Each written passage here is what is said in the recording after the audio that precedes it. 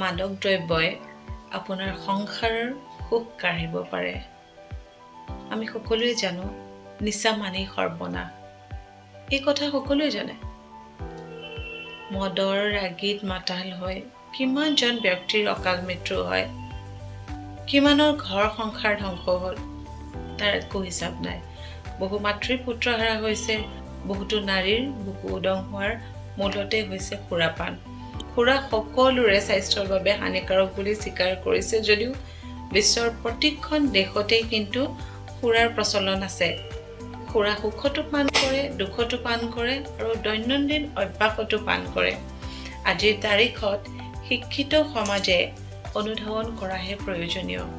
অতিৰিক্তভাৱে মাদক দ্ৰব্য সেৱন কৰিলে কিডনী বেয়া হয়।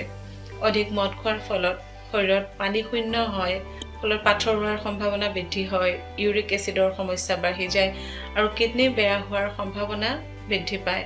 সেয়েহে অত্যাধিক সুৰাপান আপুনি বন্ধ কৰক।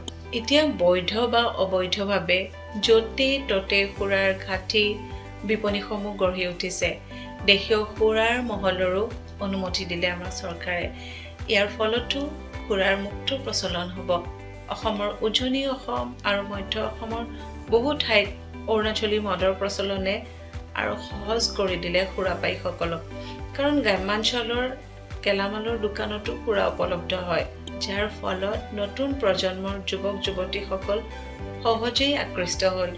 এয়া সমাজৰ বাবে অভিশাপ স্বৰূপ। শেহতীয়াভাৱে উজনি অসমৰ গোলাঘাটকে ধৰি বহু ঠাইত সুৰাই বহু পৰিয়াললৈ অন্ধকাৰ নমাই আনিলে।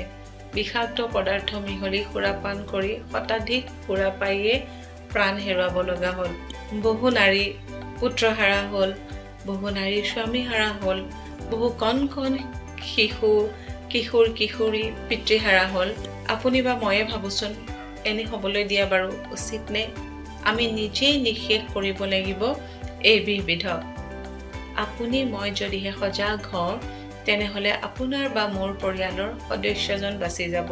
আমি জীৱননাশী সুৰাৰ বিষয়ে বিভিন্ন কাকত আলোচনীত পৃষ্ঠা ভৰাই আলোচনা সমালোচনা যদিও কৰি আহিছোঁ, যদিও চলি আহিছে, আপুনি মই এই বিষয়ত গুৰুত্বপূৰ্ণ ভূমিকা পালন কৰিব লাগিব। কেনেকৈ? আহকচোন প্ৰথমতে আপুনি বা মই আমাৰ ঘৰখনৰ পৰা আৰম্ভ কৰি আমি সমাজখন সংশোধন কৰিবলৈ আগবাঢ়ো। জীৱনত সুখী হ'বলৈ ডক্টৰ হিমা কাশ্যপ বাইদেউলৈ আপোনালোকৰ যদি প্ৰশ্ন আছে তেন্তে কমেণ্ট ছেকশ্যনত সুধিব পাৰে।